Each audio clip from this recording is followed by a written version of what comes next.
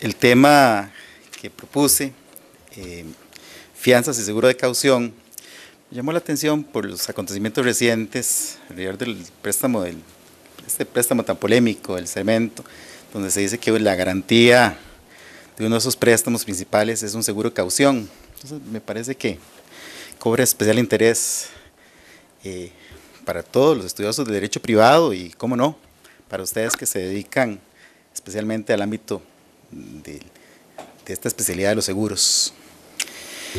Bueno, entonces, en realidad, el tema debería ser más bien las garantías personales en general y el seguro de caución. El seguro de caución es una garantía personal expedida en el marco de una actividad aseguradora. Es una definición más sencilla del mundo.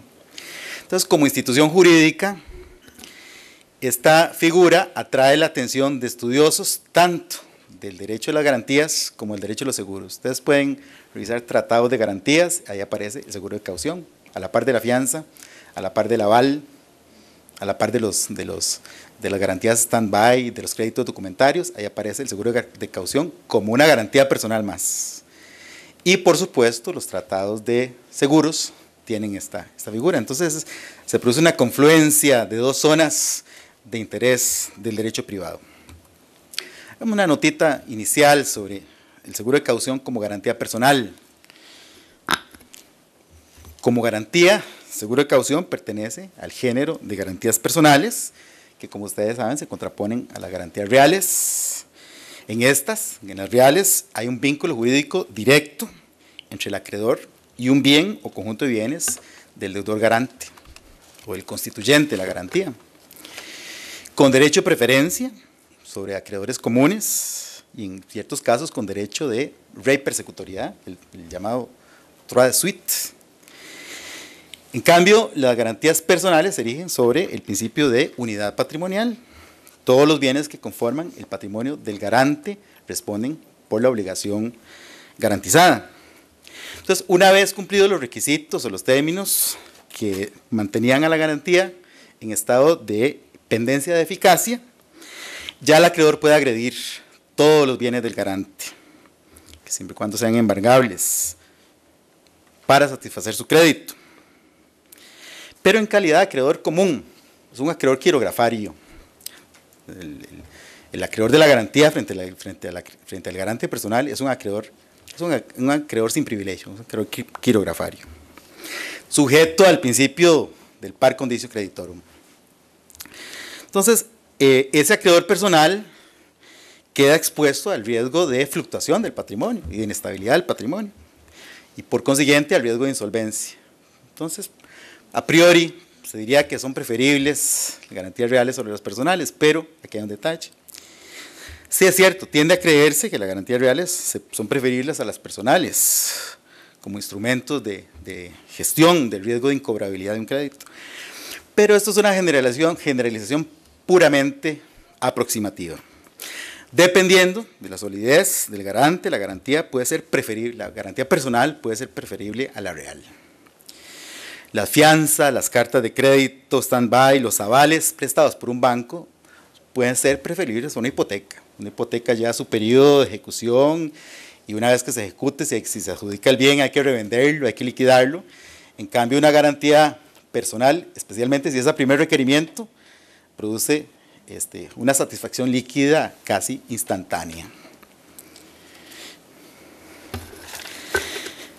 Claro, depende también de cuál es el contenido de esa garantía, que es lo que hay que estudiar, ¿verdad? Muy cuidadosamente, cómo está estructurada esa garantía, y por eso nos interesa ver el seguro de caución, que es muy maleable, y también depende de la liquidez, la solidez económica, la moral de pago que tenga el garante. Ahora, veamos ahora la otra faceta del seguro de caución, como contrato de seguro. En cuanto seguro, el de caución tiene su asidero positivo en una ley muy vieja, la ley 40 del 30 de marzo del 31, reformada y en cierta forma ratificada por la ley reguladora del contrato de seguros de 17 de junio de 2011. Esta ley vieja regula el seguro de fidelidad. Las reformas introducidas a esa ley vieja, la ley 40, por la ley reguladora del contrato de seguros, disipan cualquier duda sobre su posible derogatoria tácita. Fue ajustada a un ambiente de mercado abierto, porque era una ley originalmente creada para el INS, ¿verdad? Entonces, esta ley, que se llama seguro de fidelidad, también sirve de soporte positivo a la figura del seguro de caución. Digamos que en términos generales el seguro de caución es una especie de un género muy amplio de seguro de fidelidad. Aunque puede establecerse una distinción estricto sensu entre un seguro de fidelidad y un seguro de caución. Digamos que habría dos sentidos, uno amplio y uno más estricto del concepto de seguro de fidelidad. En el sentido estricto, el seguro de fidelidad es un típico seguro de daños que vincula a dos partes. Asegurador se obliga a indemnizar al asegurado en caso de sufrir daños como consecuencia de la conducta deshonesta de un tercero, especialmente los empleados y los funcionarios. Seguro de fidelidad naturalmente cubre el riesgo de malversación intraempresarial. Y así, a esta idea del riesgo de malversación, del riesgo de deshonestidad, digamos, se refiere el artículo 2, cuando dice: el contrato de seguro de fidelidad tiene por principal objeto garantizar contra la pérdida monetaria originada en el mal manejo de fondos por funcionarios, empleados públicos particulares a favor del Estado, municipios, junta o dependencias del Estado y las obligaciones que deben caucionar los notarios y demás funcionarios públicos. Vean que tenemos a un sujeto privado de cara al Estado, ¿verdad? Esa es como el objeto, esa es la idea principal de esta ley de seguro de fidelidad. Pero inmediatamente esa ley, que por cierto es una ley muy corta, tiene 8 artículos, inmediatamente amplía el posible objeto del contrato. En el artículo 3 se amplía al cumplimiento de todo tipo de obligaciones con el Estado, incluyendo obligaciones tributarias, obligaciones contractuales en licitaciones públicas y en general toda clase de obligaciones contraídas con el Estado. Es aquí donde cumple esa función, ¿verdad? En la contratación administrativa, en las garantías de participación, en las garantías de cumplimiento, en la contratación de derecho público. Pero por si fuera poco, el artículo 4 expande todavía más el posible objeto del seguro de fidelidad para cubrir, y ya que llega al extremo máximo de la amplitud, las relaciones mercantiles y civiles de los particulares. Ni siquiera los contratos, las relaciones civiles y mercantiles de los particulares, hasta el punto que se ha utilizado para cubrir obligaciones familiares, ¿verdad? Obligaciones alimentarias. Y entonces es en este marco tan amplio que encuentra cabida el seguro de caución en sentido estricto, que es una relación que interese y vincula ya no a dos, sino a 3 partes interesadas: al tomador, que es un deudor; al asegurado, que es un acreedor de ese tomador; y al asegurador, por supuesto, que es el garante. Entonces, podemos ensayar una definición más amplia de seguro de fidelidad que comprenda el seguro de caución. Entonces, podríamos decir que es un contrato en el que el asegurador se obliga a asumir frente al asegurado y hasta el límite acordado las pérdidas patrimoniales derivadas del incumplimiento de deberes jurídicos u obligaciones exigibles al tomador, subrogándose los derechos de beneficiario contra todos los causantes de la pérdida, incluido el mismo tomador. Y ese es el sello característico de esta figura. Entonces, en este tipo de seguros, el asegurador se obliga a asumir el riesgo de pérdidas económicas derivadas del incumplimiento por el tomador de tanto deberes jurídicos como obligaciones.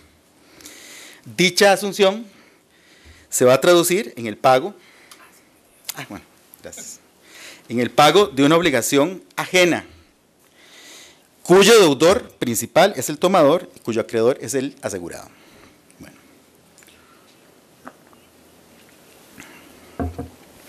Ahora, veamos el seguro que estamos estudiando como parte de una actividad aseguradora. Seguro de caución, en general seguro de fidelidad, se puede expedir en el marco de una actividad aseguradora, en los términos del artículo 2 de la ley reguladora del mercado de seguros, que ustedes conocen mejor que nadie. Entidad aseguradora, aceptar a cambio de una prima la transferencia de riesgos asegurables a los que están expuestas terceras personas, con el fin de dispersar en un colectivo la carga económica que pueda generar su ocurrencia. Entonces, por consiguiente, podemos decir que este seguro solamente puede ser concertado por una clase muy especial de sujetos. Los sujetos están autorizados por la superintendencia para ejercer actividad aseguradora. Por consiguiente, los contratos de seguro de caución tienen que estar preregistrados, como se ordena en general por parte del artículo 25 de la ley reguladora del contrato de seguro. Pero aquí entramos en un tema interesante.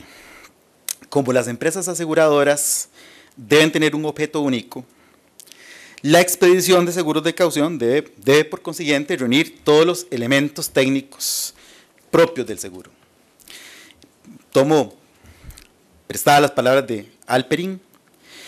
Formación, aquí lo cito, formación de un fondo común producto de la reunión de primas calculadas sobre la base de análisis estadísticos y técnicos, explotación por la empresa aseguradora sometida al control técnico y financiero, empleo de formas de dispersión del riesgo como el reaseguro, el coseguro, etcétera, hecho siniestral aleatorio, perjuicio para el asegurado. En el dictamen, muy ilustrativo, emitido por la División de Asesoría Jurídica de la SUGESE, número PJD SGS 007-2012, dictamen de 17 de septiembre de 2012, que muy amablemente me suministró don Neftalí para este estudio, se concluye que, comillas, no resulta viable para las entidades aseguradoras la emisión de fianzas puras y simples. Se excede de su objeto único. Las entidades aseguradoras tienen un objeto social exclusivo, que es el ejercicio de esa actividad aseguradora con esos requisitos mínimos anteriormente expuestos.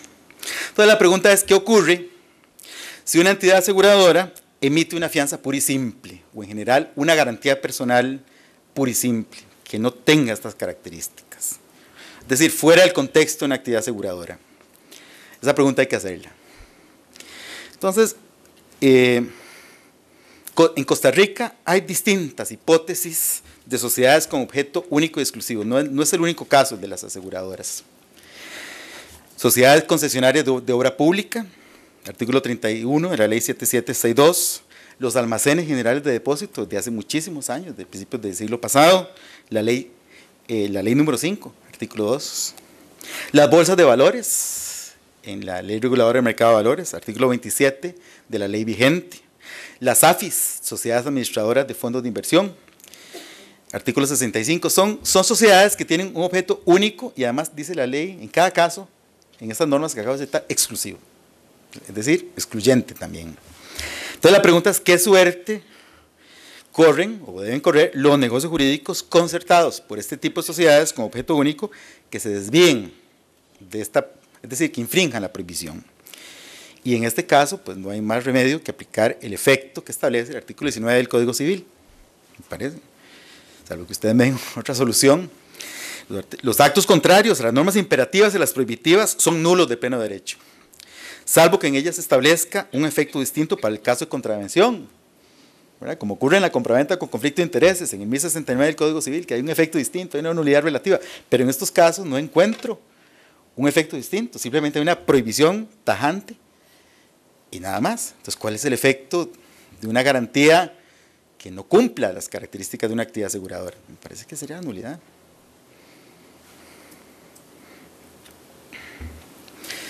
Y el problema en algunos seguros de caución que hemos venido observando en el mercado es que se puede echar de menos, y disculpen si me equivoco, la presencia de técnicas o formas de dispersión de riesgo, como reaseguro o coaseguro.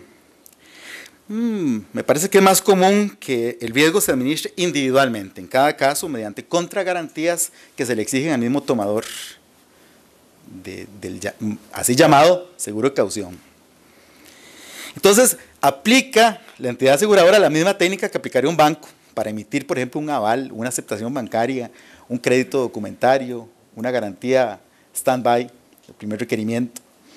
Simplemente hacer una valoración de riesgo individual, no un riesgo disperso.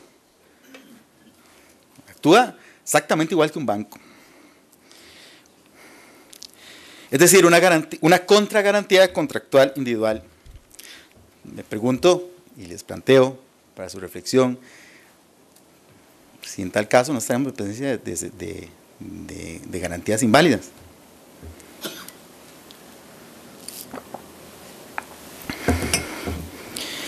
Bueno, volviendo a la ley de seguro de fidelidad, podemos ver que los seguros de fidelidad se pueden emitir, uno, como garantía de cumplimiento de deberes jurídicos en general, abstractos, con motivo del ejercicio de un cargo, de una función, los notarios, ¿verdad?, ciertos funcionarios, el beneficiario es indeterminado de entrada, o como garantía de cumplimiento de obligaciones en sentido estricto, donde está un acreedor, que es el asegurado, que ya está identificado.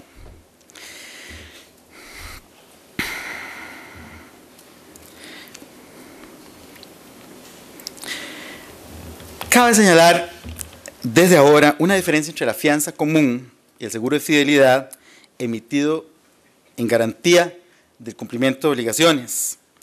En la fianza normalmente el fiador garantiza el cumplimiento del deudor, asume el riesgo por las consecuencias negativas del incumplimiento también. A menos de que se hubiera estipulado un tope máximo, la obligación del fiador se puede extender a la indemnización de daños y perjuicios derivados del incumplimiento del deudor, cuyo quantum puede sobrepasar el valor de la prestación original, si es que se va a reparar integralmente el daño causado. En cambio, el seguro de fidelidad usualmente establece un tope anticipadamente que fija la máxima exposición del asegurador. Seguro de fidelidad, normalmente el límite máximo está predefinido en el contrato, lo cual constituye una particularidad en comparación con la fianza.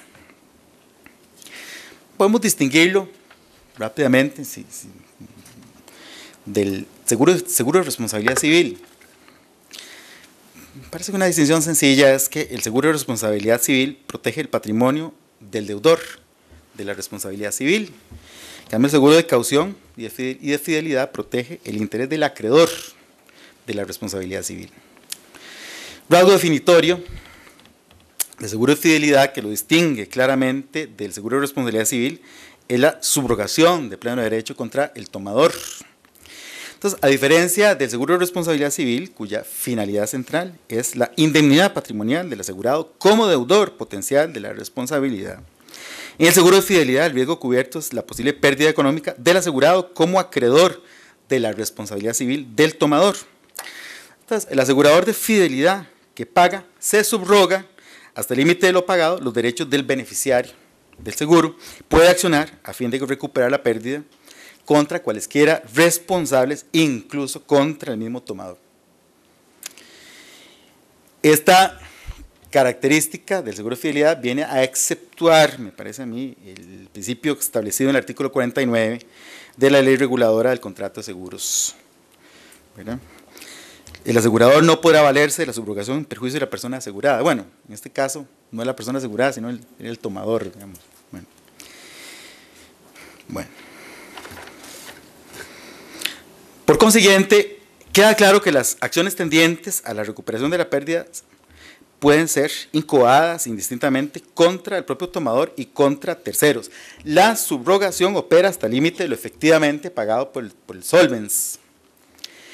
Y cabe recordar que la subrogación, a diferencia de la cesión de créditos, es simplemente restitutoria, no es especulativa. El pagador recupera lo que pagó, nada más, ¿verdad? El cesionario de un crédito puede hacer un negocio, puede generar un diferencial. Bueno, los aseguradores normalmente son digamos, acreedores subrogatarios. Bien,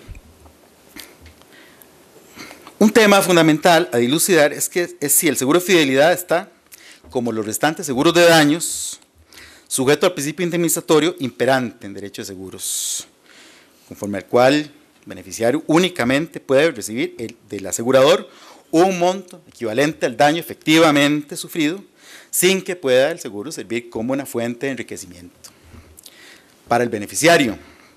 Entonces la pregunta es si el seguro de fidelidad si el asegurador de fidelidad puede negarse a indemnizar hasta tanto no constate los daños efectivamente causados al beneficiario acreedor, o si, por el contrario, es posible pactar un seguro de fidelidad a primer requerimiento y a forfait, por montos fijos preestablecidos, en el cual el asegurador tenga la obligación de pagar un monto predefinido, o el monto que le indique el acreedor, que es la magnitud de su perjuicio, siempre y cuando no sobrepase el límite máximo de la cobertura, sin comprobar la magnitud de la pérdida.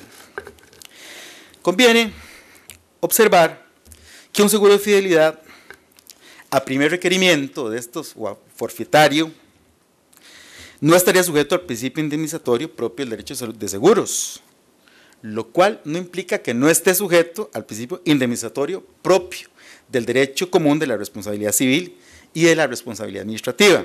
Por ejemplo, supóngase que fuera válido un seguro a primer requerimiento, en el cual el asegurador está obligado a pagar un máximo de 100. El beneficiario en un momento dado se presenta a reclamar el pago de los 100%. El asegurador, dado la naturaleza de esa garantía a primer requerimiento, debe cumplir inmediatamente con el pago, sin dilación, sin valorar el daño efectivo. Hasta este punto, está claro que ese tal seguro a primer requerimiento no estaría sujeto al principio indemnizatorio propio del derecho de los seguros, pero supóngase que el cobro de la garantía hubiera sido excesivo, que el daño efectivamente irrogado al damnificado hubiera ascendido a 75, no a 100. Entonces, nada impediría que, con base en las reglas del derecho común, el deudor reclamara la restitución de ese enriquecimiento sin causa posteriormente, presuponiendo que el asegurador hubiera ejecutado la contragarantía, que suele ser automática. La ley 40 del seguro de fidelidad, me parece a mí, me gustaría conocer su criterio, si bien no de manera explícita, prevé dos tipos de seguro de fidelidad. Uno, un seguro de fidelidad sujeto al principio indemnizatorio del derecho de los seguros, del seguro de daños, por el cual el asegurador tiene la obligación de pagar pérdidas comprobadas. Dos, un seguro de fidelidad a primer requerimiento, en el cual el asegurador no puede negarse al pago del monto acordado, ni exigir la previa constatación del daño efectivo. A menos de que se estipule expresamente en el seguro de fidelidad que es a primer requerimiento, yo diría en las condiciones particulares y en el certificado de caución, no necesariamente con esas palabras, se ha de presumir, me parece que se está sujeto al principio indemnizatorio, si aplicamos la norma supletoria de la ley que estamos comentando. La ley de seguro de fidelidad contiene en efecto una serie de disposiciones supletorias que lo perfilan sujeto al principio indemnizatorio. Estas reglas me parece que no son de orden público, admiten estipulación en contrario. El indicador más evidente del carácter indemnizatorio del seguro de fidelidad se encuentra en el artículo 8, que dispone: las aseguradoras renunciarán en sus pólizas al derecho de excusión, separando las pérdidas cuyo riesgo hubiera asumido inmediatamente después de comprobadas. Es decir, las pérdidas han de ser objeto de comprobación por parte del asegurador. Y esto implica que la empresa aseguradora tiene derecho a verificar la existencia y magnitud de la pérdida. Un segundo indicador de la vigencia del principio indemnizatorio es la subrogación de pleno derecho a favor del solvens, del asegurador que paga. El beneficiario no puede recibir una doble indemnización del daño sufrido. Sigue diciendo el artículo 8 de la Ley de Seguro de Fidelidad, pero subrogándose en los mismos privilegios, derechos y acciones que tuviera la persona o entidad favorecida con el seguro para recuperar el monto de la pérdida. En los casos en que la pérdida exceda el monto de la fianza, ese derecho de subrogación queda limitado lo indispensable para que la aseguradora recupere el monto de la fianza y la persona o entidad perjudicada conservará los derechos necesarios para perseguir y obtener la diferencia no cubierta por el seguro. El principio indemnizatorio se infiere además del artículo 2, que define la función del contrato. Indica que el seguro de fidelidad tiene por principal objeto garantizar contra una pérdida monetaria. Ahora, nos parece que nada impide la configuración convencional de seguros de fidelidad a primer requerimiento. Prueba de ello es que la misma ley de seguro de fidelidad admite la concertación de seguros para garantizar licitaciones públicas, ámbito donde las garantías de participación y de cumplimiento son usualmente y por disposición de ley de esta naturaleza, a primera demanda. Las garantías de participación y de cumplimiento en licitaciones públicas tienen dos atributos. Son a primera demanda y cumplen para el Estado una función indemnizatoria. La administración debe ejecutar la garantía en el monto suficiente para indemnizar los daños y perjuicios efectivamente causados o preliquidados mediante cláusulas penales. El artículo 34, párrafo segundo de la Ley de Contratación Administrativa dice: la garantía se ejecutará hasta por el monto necesario para resarcir a la administración los daños y perjuicios imputables al contratista. Cuando exista cláusula penal por demora en la ejecución, la garantía no podrá ejecutarse con base en este motivo, salvo la negativa del contratista para cancelar los montos correspondientes por este concepto.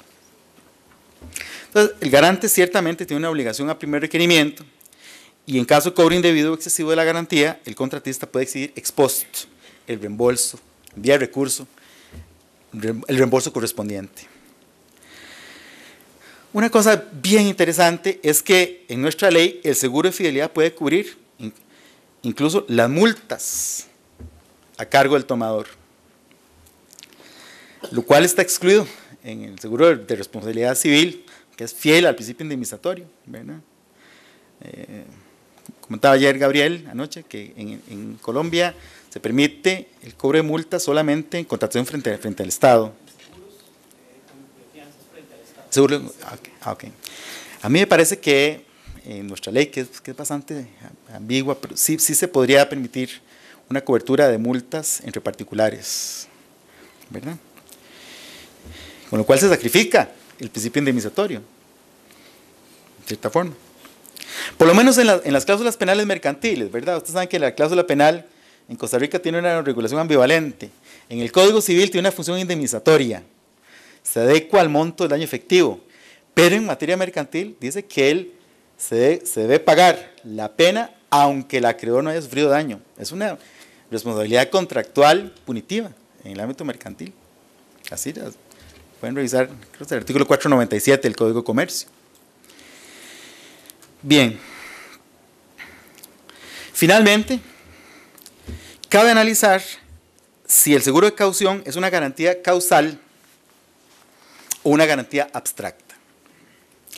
Las garantías personales, volviendo en clave, salgamos de la clave de los seguros, vamos a la clave del derecho a las garantías. Las garantías personales causales, entre las cuales la fianza es el arquetipo, se incrustan en el negocio principal, dependen de él. Se trata de un negocio profundamente ligado a la relación jurídica principal. El fiador le puede oponer al acreedor todo tipo de excepciones, con algunas pequeñitas excepciones que están ahí en la ley, todo tipo de excepciones enraizadas en la obligación principal. Por consiguiente, la fianza se caracteriza como un negocio causal. Y en esto se distingue la fianza de otro tipo de obligaciones personales, como las garantías clásicas de primera demanda y las cartas de crédito stand-by, que están caracterizadas por la abstracción, incluso los créditos documentarios. La voz abstraer en este ámbito tiene distintas acepciones. Igual que en la teoría de los títulos valores, se le utiliza la abstracción en el sentido de separar, desunir, disociar. Entonces, en las garantías personales abstractas, la obligación se separa, se disocia de su basamento causal. Por consiguiente, el emisor de este tipo de garantías está imposibilitado para invocar como excusa válida para denegar el pago razones que pertenezcan a la relación jurídica subyacente, la relación de valuta, que llaman los españoles. Entre ambos negocios se instituye una pared divisoria impenetrable, aunque sea de cristal. Aun cuando el emisor de la garantía abstracta sepa que el acreedor incumplió primero y que su pretensión de ejecutar la garantía es abusiva, no puede declinar el pago. Son contratos separados. Las garantías abstractas son del tipo solve y repete. Primero se paga y luego se se pide un resarcimiento ex post. Quedan para un momento posterior. Le hace para un juicio ordinario. Entonces, me parece, y estoy ansioso por oír, ojalá tengamos chance de sus opiniones, que el seguro de caución, como está en nuestra ley, y el seguro de fidelidad en general, admite ambas posibilidades. Puede ser tanto causal como abstracto, dependiendo de las condiciones particulares que se negocien, caso concreto. Para preparar la ponencia, estudié algunos modelos registrados de seguro de caución que están inscritos en la SUGESE. Y entonces el modelo de base, en las condiciones generales, se perfila como un seguro de garantía causal. El seguro de caución, digamos, el certificado de caución, forma un todo con el contrato de seguro. No es una promesa abstracta como un crédito documentario unilateral, no, está inmerso en el contrato de seguro. Ese asegurado es parte del contrato de seguro, aunque no haya concurrido a su formación, se estipuló a su favor, y si lo acepta, porque usted sabe que la estipulación a favor de tercero es una propuesta de contrato al tercero, si se mete a la estructura triangular del seguro, pues acepta todo el contenido de ese contrato.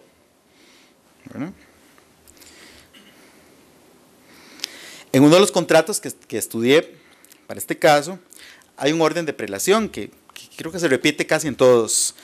Condiciones particulares y los certificados de caución prevalecen sobre condiciones especiales sobre las condiciones generales tienen prelación sobre la solicitud de seguro, pero todo conforma, es un todo que es orgánico, armónico.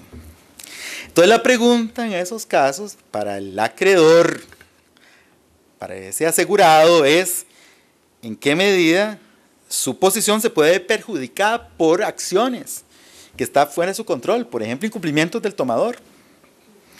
Vean un ejemplo que encontré. Dice, en una de las condiciones generales de un seguro de caución de una empresa aseguradora, dice, ahí mismo están reguladas las contragarantías, o sea, las contragarantías que le da el tomador al asegurador. Entonces dice, si la contragarantía se desmejora durante el plazo de la póliza, el tomador está obligado a sustituir o incrementar la contragarantía. Y en caso contrario, el asegurador se puede liberar anticipadamente del contrato invocando la agravación del riesgo. ¿Ven qué riesgoso? Habría que desactivar esta cláusula general. Si usted quiere un seguro de caución a primer requerimiento, tiene que desactivar esta cláusula general expresamente. Porque si no, basta con que la contragarantía se empiece a desmejorar, y se suele empezar a desmejorar muy rápidamente, sobre todo si es una garantía mobiliaria, es un establecimiento comercial, rápidamente empieza a desmejorarse, ¿verdad? Entonces el asegurador tiene un puente de plata para salirse, devuelve las primas no devengadas. También se puede dar por terminado el contrato, en este que estudié, si el tomador incumple obligaciones de suministro de información o si realiza actos de disposición generadores de riesgo de insolvencia, o sea, que sus indicadores financieros se desmejoran. Entonces vean qué lamentable, cuando se va haciendo más necesaria la garantía, es cuando se puede escapar, se puede salir el asegurador.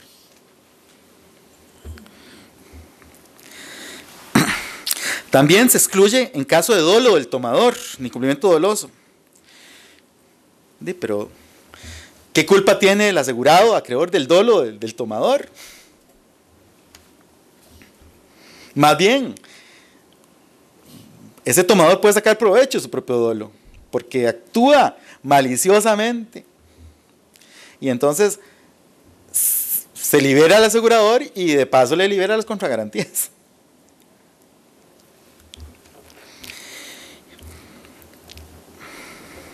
Entonces, salvo que ese asegurado, ese acreedor, hubiera tomado muy conscientemente, se hubiera tomado muy en serio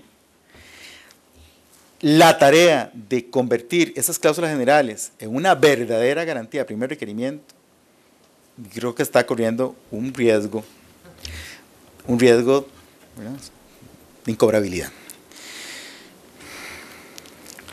Por otra parte, el seguro de caución es una garantía, y ya casi va a terminar, es una garantía, faltan 2 paginitas, así que no se preocupen. Seguro de caución es una garantía accesoria, también en cuanto a la relación contractual subyacente entre tomador y asegurado. Entonces, si el tomador, que es el deudor, no incurre en incumplimiento, el asegurador no está obligado a pagar porque no se ha configurado el siniestro.